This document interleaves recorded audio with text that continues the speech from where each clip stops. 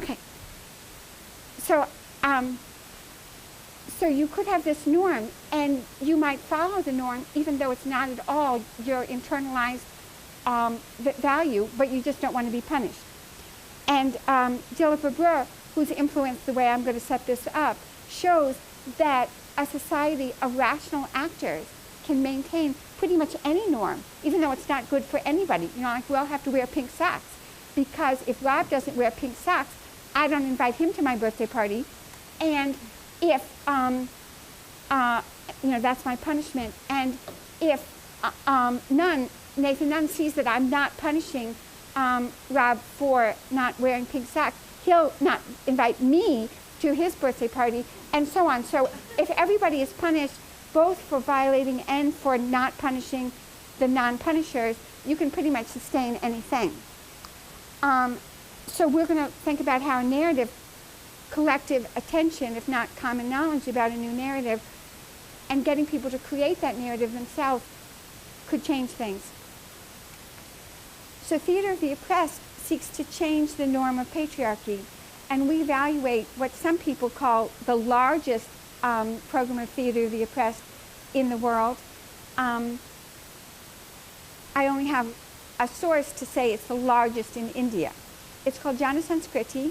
It has about 30 active teams of trained local people, and it interviews the people in the villages, you know, all the time, and then it bases their plays that it writes on common problems of oppression. So when you go to see a play, and you know, it encourages by playing music people to see the performances, which are free, you see something that's totally familiar. Then it's you know, it just dramatizes and puts to the forefront, without moralizing, some act of oppression. At the end of the performance, volunteers of the audience are invited, one person at a time, to come on stage, take the part of one of the oppressed people, and that actor then stands aside. All the other actors are still there, and they have to interact and try to, you know, rehearse in public social change. So if I'm, say, the young girl being interviewed as a bride for some marriage, I'll say to the prospective in-laws, well, why don't you ask me if I like your son? Why don't you ask me what my interests are? Why don't you ask me if I want to get married at the age of 14 to a man who's 40? And then the audience will boo or yell, or, you know, and so it's kind of collective attention on a practice which everybody thought was natural, but now maybe they see it in a different way. So I just want to give you an example. 10,000 টাকা তো দিল না, আমাকে হাত ঘড়িটা পর্যন্ত দিল না। দাদা খেতে দাও, তোমার মুখ দেখতে ঘৃণা করে, মুখ দেখতে ঘৃণা করে। এদিকে আমার বন্ধুরা কি না পেয়েছে, উফ, আর কটা দিন যদি ধৈর্য ধরে থাকতে পারতাম। সুন্দরী বউ কেন, 4 চাকার গাড়ি পর্যন্ত পেত। আরে খাবার কোথায়? এই তো দিয়েছি তো। জল কোথায়? আরে ডাল কই? আরে তরকারি কোথায়? এত গরম কেন? আরে তুমি বসো না, খাবার তুমি বসো। ভেজো খানা আমি খাই না। আমি তোমার হাতে টাকা দিল না, আমি তোমার পায়ে ধরছি, তুমি ফেলো না, তুমি ফেলো না, আমি তোমার পায়ে ধরছি, ঘড়িটা দিল না, আমি সব কিছু বলতে আমার বরবাদ করছি, সব কিছু জুড়ে দিচ্ছি, সব কেটে দিচ্ছি। নাচিনা নাচিনা নাচিনা নাচিনা নাচিনা নাচিনা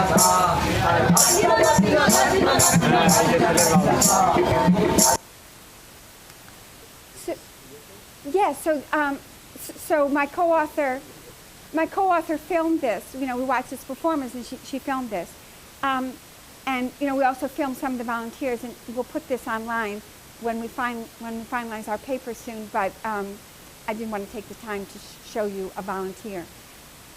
Anyway, the idea is that the power of watching this oppression as a disinterested observer, after all, it's not your wife, it's not your neighbor who got a bigger dowry than you, evokes the natural human empathy we have, which the culture of honor, which you're feeling that you've been disrespected because you didn't get as high a dowry as your husband, as your neighbor, can overwhelm. You know, when I see the world as a self-interested person who's been hurt, I see it differently than I see it when some person that's not connected to me, like a fictional character in a play, when he's being abusive towards a wife who's not at all at fault in having a smaller dowry. So in the theater, the viewer's own honor is not at stake, the viewers may see with greater clarity and not through the fog of honor. They may feel something they could not feel before. Their lens has been removed. And then they can see people responding and rehearsing social change. So you can get some common attention, to pick up Garrity's words, to the notion that it's not God-given that we must beat our wives. It's not God-given that we must be patriarchs. We can explore alternative ways to act. So a simple model just characterizes how you can think about how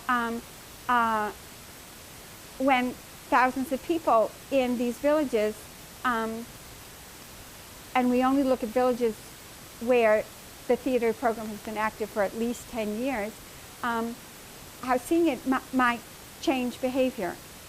So we're going to suppose that social pressures on husbands to maintain patriarchy are a driving force in the oppression, and the husbands are the actors in the model, and they have a binary choice to have a patriarchal marriage, P, or one where their wife has some autonomy, A.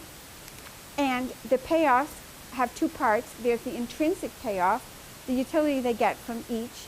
So VA minus VP is the value of having an autonomous wife versus a patriarchal marriage for a husband subscripted by J. But then he also has to worry about social sanctions if he violates the norm of patriarchy. And an agent will prefer an egalitarian marriage if the intrinsic benefit minus the number of people who will punish him times the cost of punishment is greater or equal to the intrinsic value of following the norm. And then if you just move this, if you move the VP to the left-hand side, you'll see that the difference in the utilities has to be greater than or equal to C times the fraction you punish. So let's normalize everything, and then we can get rid of C. So we'll treat C as 1. And I can just draw an arbitrary distribution function. So here's just as if there were a normal distribution of intrinsic preferences. There will be in this just example some people who do strictly prefer a patriarchal relationship to one where the wife has some autonomy, but the majority in this little example prefer autonomy. So as I said, the person who's indifferent is the one for whom the intrinsic benefit of giving the wife some autonomy is exactly offset by the punishment.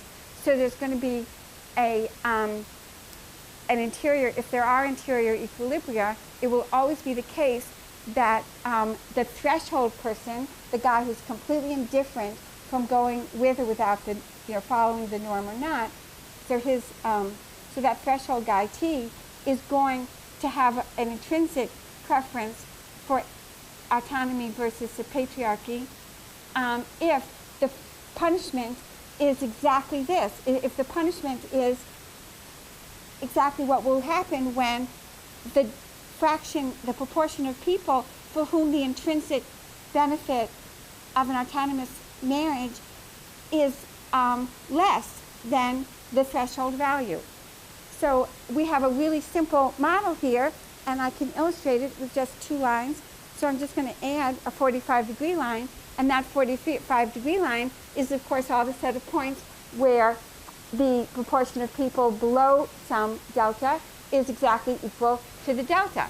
So those are the potential, and where you have the equilibrium is where you got the distribution actually at that level for the threshold person.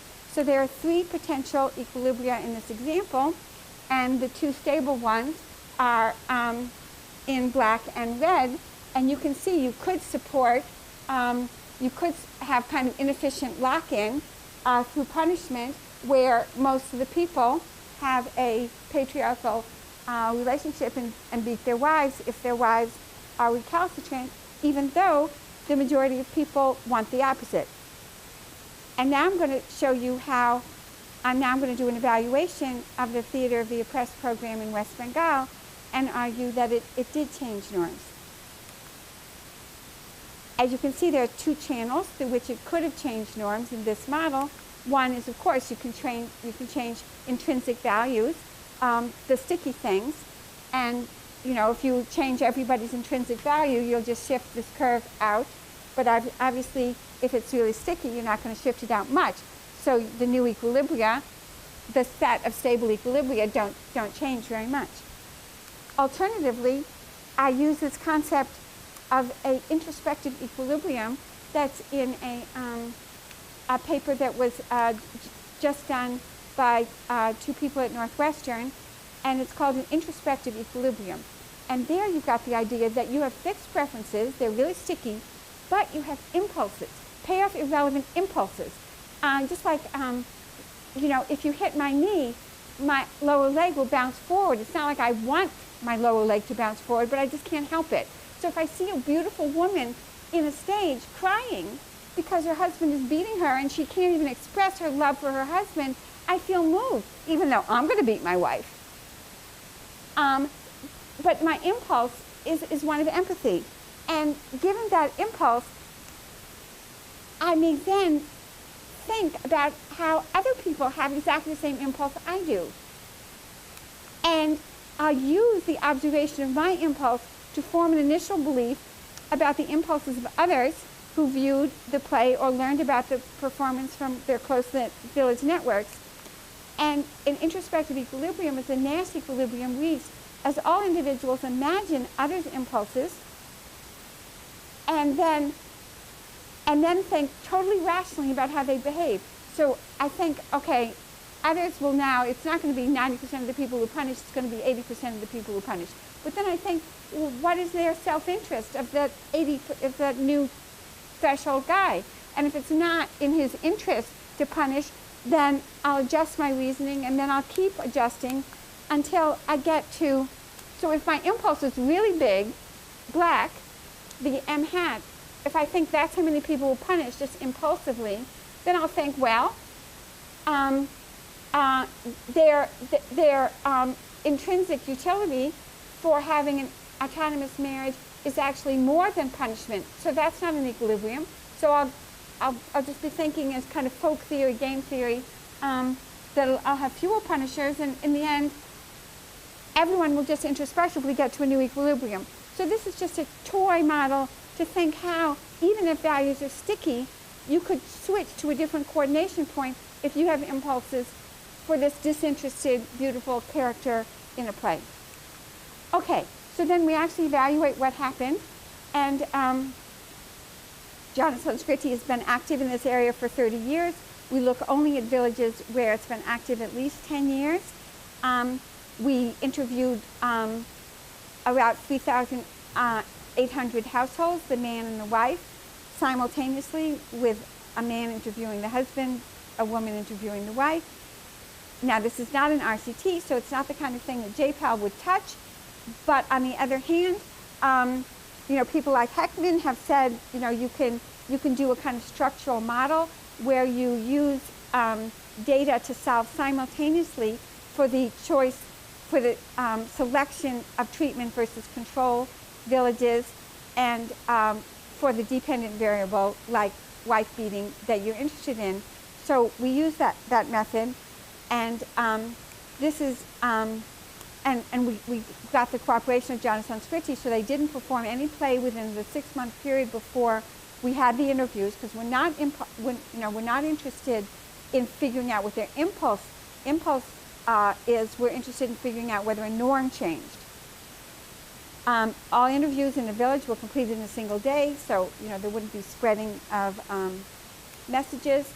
And as you can see, when we look at joint decision making by husband and wife, the green is the treatment, and the yellow is the village is not exposed. In every single case, we got more voice by the wife than she had before. Only one of these pairs is statistically insignificant. Yeah. And so the sum we measure is that the fraction of households where the wife has absolutely no decision making goes down from 20% to 6.5%. And then we looked at spousal abuse, and now progress means going down rather than going up. So there's less physical violence, less forced physical intimacy, less public humiliation. And the summary measure is abuse-free households, and that goes up from 58 to 68%. So as a check, and this is really the most important point, we're not really interested in checking whether, you who've seen this had your susceptibility to a change in norm was increased, so you who've seen it don't beat your wife.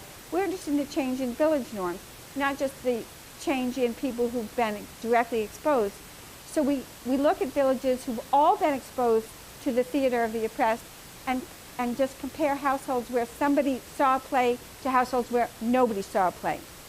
And our hypothesis is that if high exposure of a village changes village norms, then whether a given household has viewed a play should matter very little. So I'm nearly done. Domestic violence in low exposure villages shows that it really matters if the respondent in the survey is from a household where somebody saw the play. If somebody saw the play, there'll be a big reduction relative to the mean in the likelihood of domestic violence. But if there's high exposure, then there's very, very little difference. Whether you've seen the play or whether you've not seen the play has basically the same effect. So just to compare one more time. You see here, there was a big effect if you saw it. If you didn't see it, it actually went up. Obviously totally insignificantly, but you're not affected if you did not yourself see the play, if you didn't yourself see, here's this beautiful woman, through no fault of her own, her husband didn't get as big a dowry as the guy next door, and she's being beaten, so he loses out on feeling her love, she loses out on having a happy home life, and all for really no good reason at all. But in high exposure villages, it really doesn't much matter. You're affected because the norm has changed. You're not affected because you yourself were exposed to the theater. So to conclude, narratives can create or change mindsets quite easily in some cases, and that's of course what all the stuff looking at media has done. We have an RCT and we show some people sugar and they find out they should really not have so much unsafe sex, and then we see if they're less likely, to have venereal disease. But if we want to change norms, the unit of analysis has to be not the person who's been exposed, it has to be the cultural group.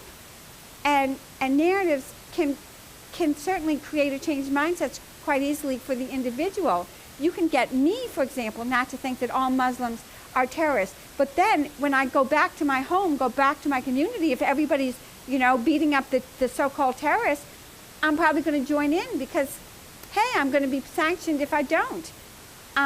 So cultural change requires that changes in individual psychological tendencies are reflected throughout the cultural cycle and interactions, institutions, and ideas. And that's, the usefulness of this richer notion of what culture is. It's not just traits. It's not, I like spaghetti or I like sushi. It's sort of I live in a society where I'm expected to beat my wife, or I don't live in a society where I'm expected to beat my wife. I live in a society where I'm expected to do well in school, or I live in a society where I'm looked at as a jerk if I work hard in school. There are both kinds of societies in the United States. So our results suggest that this Theater of the Oppressed group, which is called Jana Sanskriti, did successfully change village cultures of patriarchy. Okay. We have time for a couple of questions.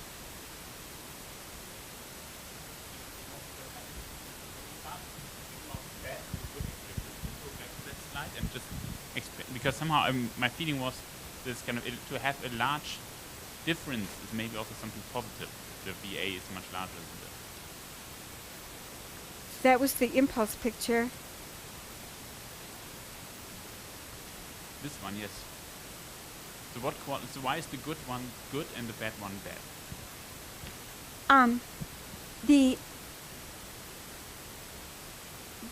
This area right here is the fraction of people who have patriarchal marriages.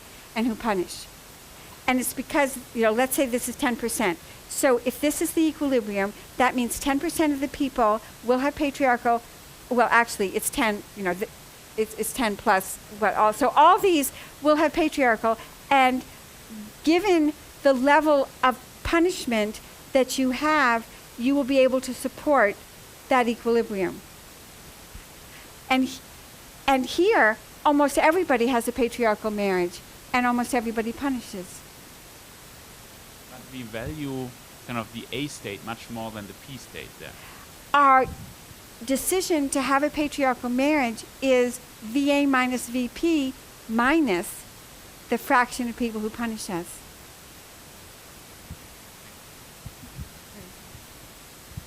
Yeah, super interesting. Elizabeth Pollock at Princeton University. Okay, you know that. Okay, she does very similar things around Africa. Yeah, it's great. Okay.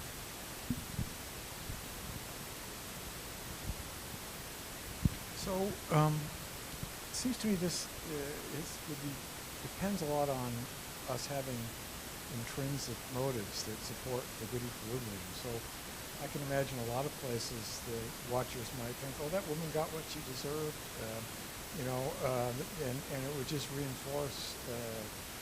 I especially think when, not so much within group things, but often, so think of masters and slaves, and thinking of the population of slave owners watching this thing. So I'd just like to hear what you have to say about that. I think it's absolutely true that many oppressive norms are supported by intrinsic preferences to do exactly what the norm suggests one should do. And the relationship between slave owners and slaves is a very good example. There is a very nice paper with 3 co-authors. One of them is Arshag and one of them is Sen, and the third one I forget, in the Journal of Politics about 5 years ago, which looks at how the Southern white elite responded to the extension of equal political rights to slaves, to black men, after the Civil War. And what they show is where there was relatively low reliance on slave labor, the whites were able to adjust. And, over time they could cope. But where there was really heavy reliance on slave labor, then the whites produced these stories that the blacks were not only inferior or not as smart, but they were actually violent and evil and threatening. And those stories were associated with lynching, were associated with, today, much more racism, much more hostility towards blacks, much lower support for affirmative action. Ed Glazer also has a paper on this where he's, it's called The Political Economy of Hatred, a JPE paper where he documents how you just produce stories in a newspaper and it's associated with more lynching. So you're absolutely right that a lot of oppression is supported by norms, but on the other hand, there really is natural human empathy. And if it's not your slave, if it's not your wife, you might have sympathy. And what the studies of Glazer and Arshag and others suggest is that you are able to move away from oppression if you don't get constantly bombarded with stories about how awful intrinsically the victims of oppression are. But if the feeling of empathy isn't strong enough, sure. For time, but thank you so much.